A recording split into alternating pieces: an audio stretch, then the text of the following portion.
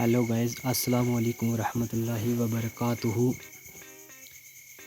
محنت اتنی خاموشی سے کرو کہ تمہاری کامیابی شور مچا دے۔ اپنی ہار اور جیت بول کر بھی کسی کو مت بتانا، کیونکہ دشمن آج بھی تمہیں گرانے کے لیے کئی روپ دار بیٹھا ہے۔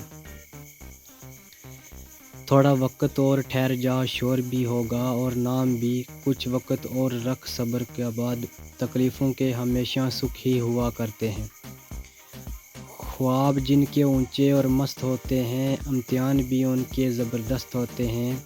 اگر پانی ہے منزل کامیابی کی طور کی، حوصلہ امتحانوں کا بھی۔